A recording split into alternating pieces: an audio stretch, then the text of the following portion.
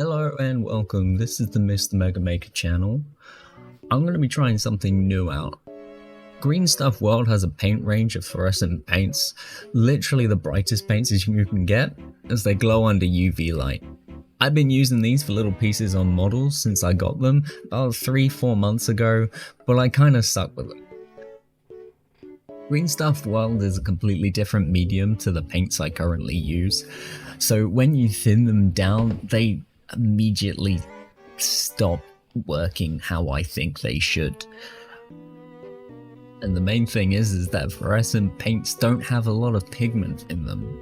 This allows for the white paint underneath to shine through, but it also makes it an absolute pain if you want the main focus to be the fluorescence of it. It's the main reason why it hasn't worked in the past, because I need 4 or 5 layers of this fluorescent paint to look alright. Now it's pretty apparent that I'm using too big of a brush right now. It's unloading way too much paint.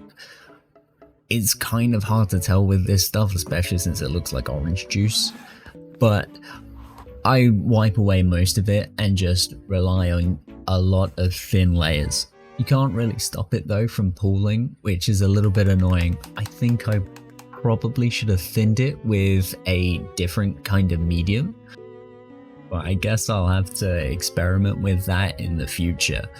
These are the 3 main colors that I'm going with: orange for kind of the metallic and the shield, purple for the clothing, as well as this kind of jade green for the skin. Moving on, I use candy inks over the top. These work really well with the fluorescence because they're also like super vibrant as a shade.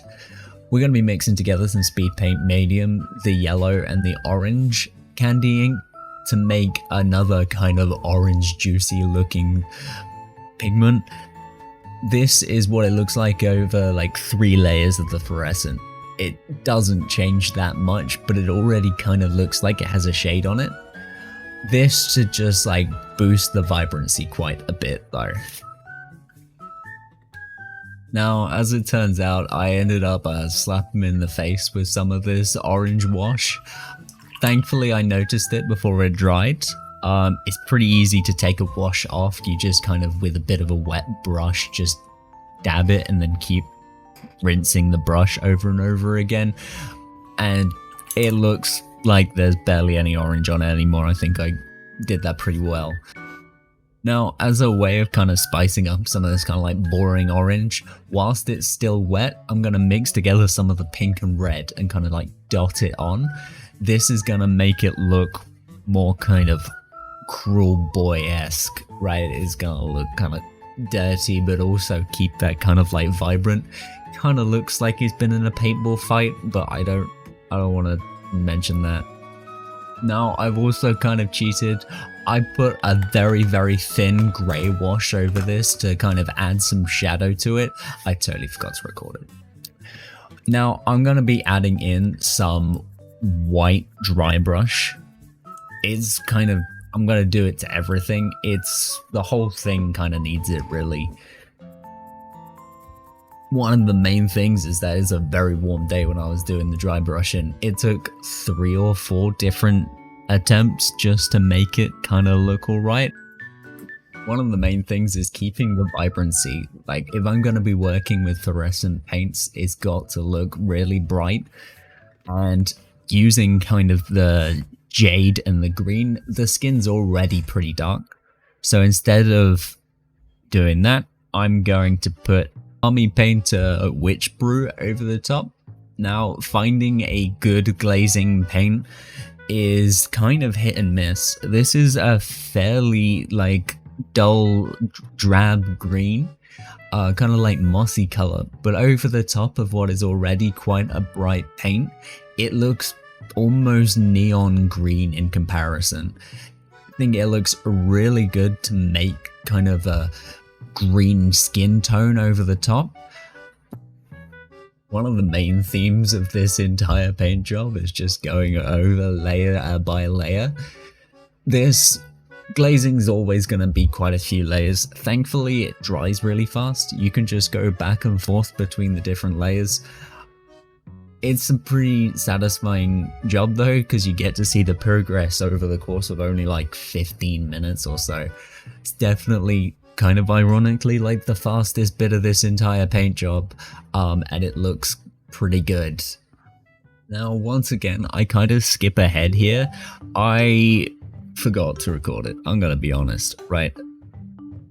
After doing all of this bright, vibrant stuff, I need to start adding contrast.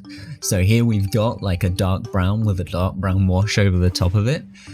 Really gonna help add to the... I just hit the model. So this is black. We're gonna be adding a lot of it. This is gonna help make all of the different bits pop, I'm at least hoping.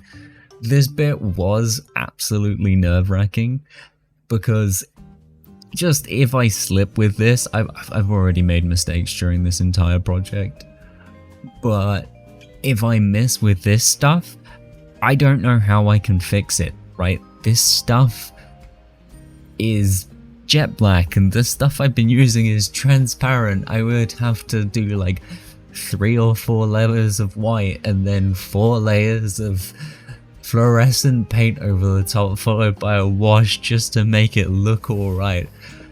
Sometimes you need to grab the model in a weird way.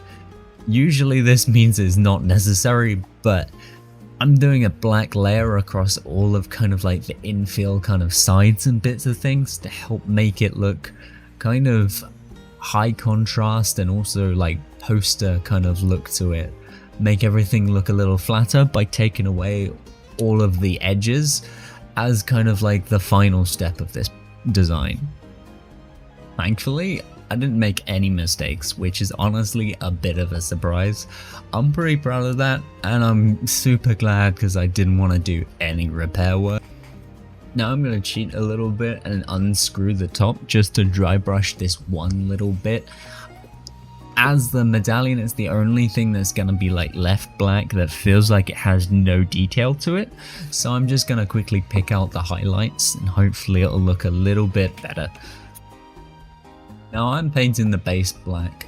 I have seen that Green Stuff World does a fluorescent pigment, so there's chance for a future update where I base in like a fluorescent color. That could be really interesting. It's something I definitely want to try out.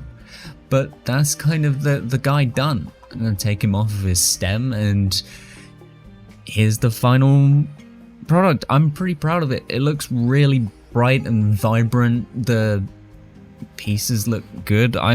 This is one of my better models and it doesn't take a lot of effort. I think mostly that's Cruel Boys being actually pretty easy and beginner friendly. Here it is with the UV light. Now this is a pretty bright UV lamp, but as you can see, I think the orange looks really good. The purple is alright. Now the skin we layered with a non-fluorescent paint, which is why it kind of looks almost negative, like the highlights are now darker than normal. I don't know how to fix that. It's kind of is done now. I probably should have highlighted with just the fluorescent paint. I could have glazed with literally just fluorescent green. But it's not really going to be seen under UV light. It's more of just like a, hey, look, it glows. Isn't that cool? Hey. But yeah, I'm messing around with like some of the ISO, see if I can make it look a little bit cooler. Like here it is when it's like super dark, you can properly see the glow there. And this is what my paint palette looks like. Look how bright that is. You can see the spill that I didn't even know was fluorescent paint I used. And anyway, that's kind of the end of the video. I hope you enjoyed this kind of paint along video. If you like it, feel free to just subscribe. I plan on doing more of these. It was good fun. And yeah, see ya.